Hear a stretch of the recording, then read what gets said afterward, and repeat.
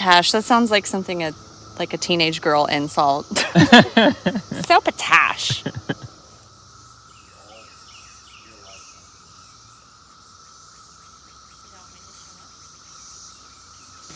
Maybe right here. Set it down, please. I think I have the screws.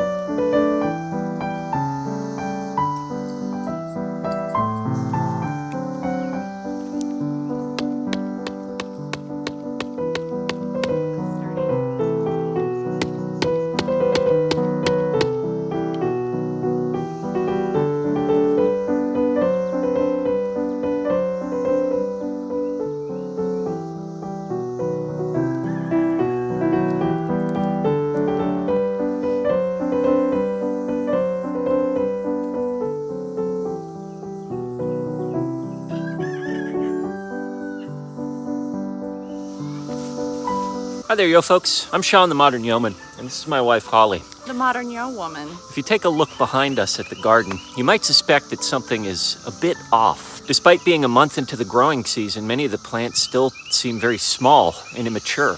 Many of the leaves on these plants are yellow or browning. We know something isn't right here. Yesterday, we were fortunate enough to have my friend Billy from Permapasture's farm come out here to the homestead. Now, if you're coming from Billy's channel, welcome. We hope you enjoy your stay here. Billy is a very wise man, and we learned a lot from him, but one of the key takeaways I took from his visit was the soil in these beds needs to be tested. So that's what we're going to do today, is test the soil.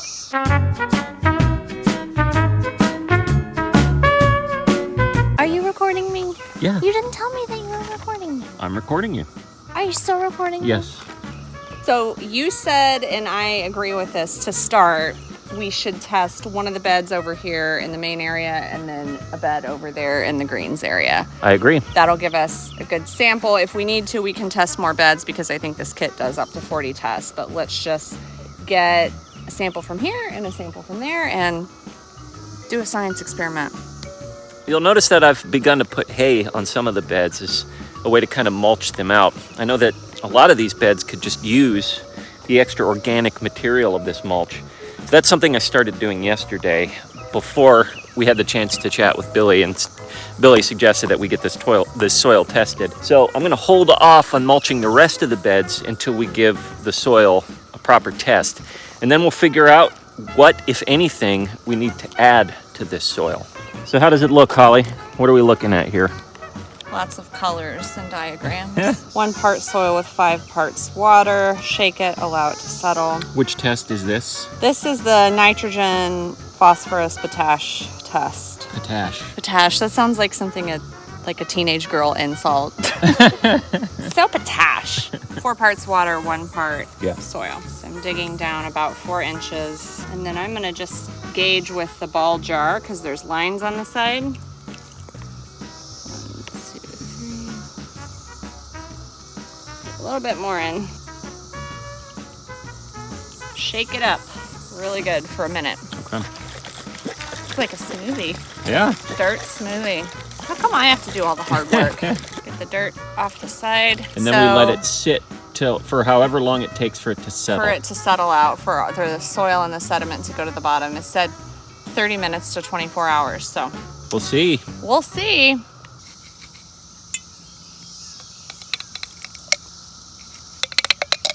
All right. Shake it up. You do this for a minute, right? Mm-hmm. Dirt cocktail. I wanted it stirred. And we let this thing float for however long it takes.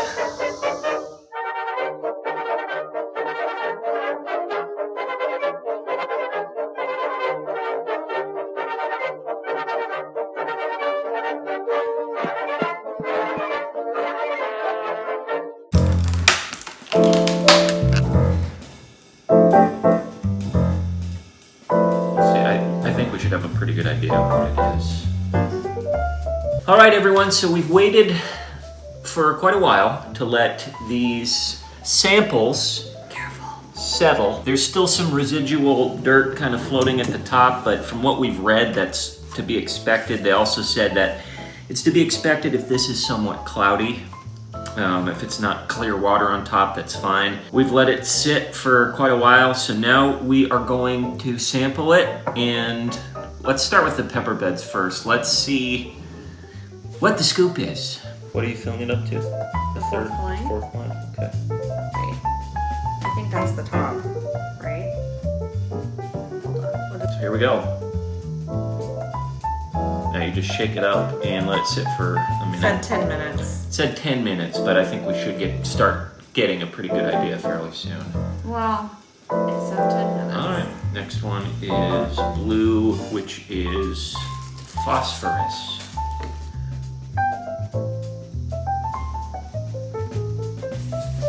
Boom. So that was 247, that's 248.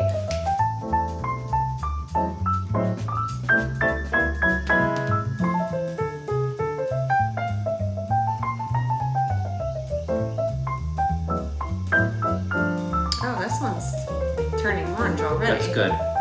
That means that we're doing well in potash. Shake it up. We're gonna check these things again in 10 minutes, So, and then we'll get back to you. Yeah, this is already very orange.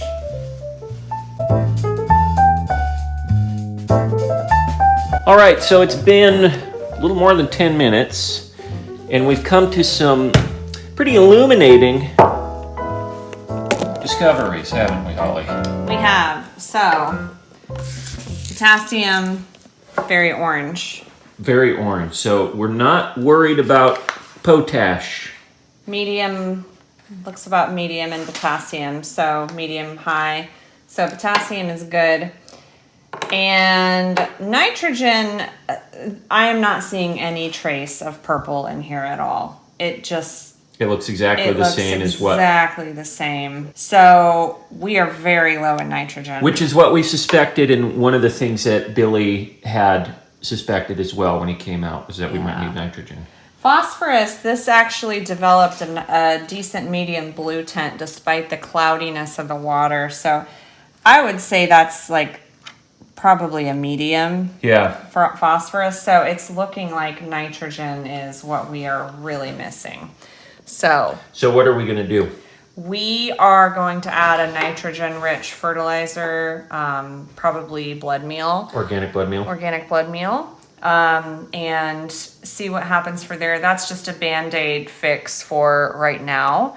And moving forward, we want to take more of a root cause approach and, add our own compost and ask, why is this so low in nitrogen? For now, this is brand new compost that we ordered from local place. Don't go with the cheap compost, note to future self.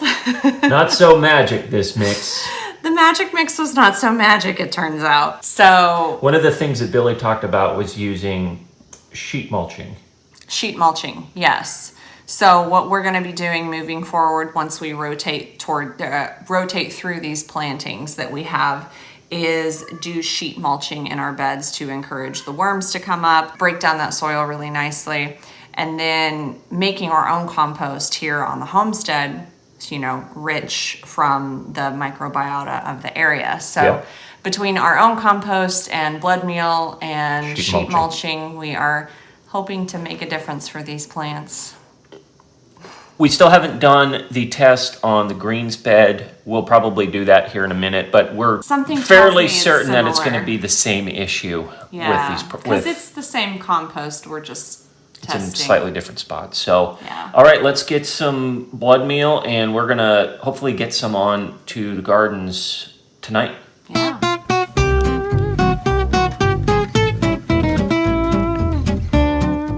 Okay, friends, so we were able to get some blood meal. Got some blood meal at the store, and if these plants didn't have nitrogen this morning, they have nitrogen now. Would you say that's a fair statement?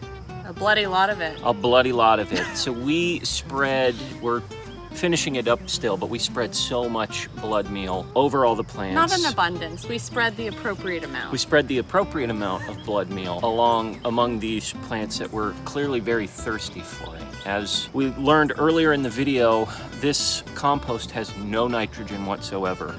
So we're trying to stock that compost, that soil, with as much nitrogen as we can before it's too late. I have a feeling that we're gonna bounce back, that we're still early enough in the season to where we can bounce back. If not, then we'll know better for next year. And if we get a small crop this year, we get a small crop. But I'm still hopeful. I still have optimism that we can bounce back by fixing this soil, amending this soil as best as we can, adding some layers to it with the mulch and maybe sheet mulching, and then eventually a little bit more compost. Hopefully we can turn this ship around before it crashes into the stunted, no growth iceberg. Here's hoping that it works. Yeah. I feel like we really took it for granted in Michigan. I think we just had really good compost that we used, and so everything I put in there was like, and then blew up. In this garden it did not. And so, lesson learned: test your soil. If you have a new source of compost or soil, just test it, because the magic mix was not so magic. It was not so magic. So I'm gonna get back to this. Thanks for hanging out with us, guys, and remember, like always, slowly, slowly.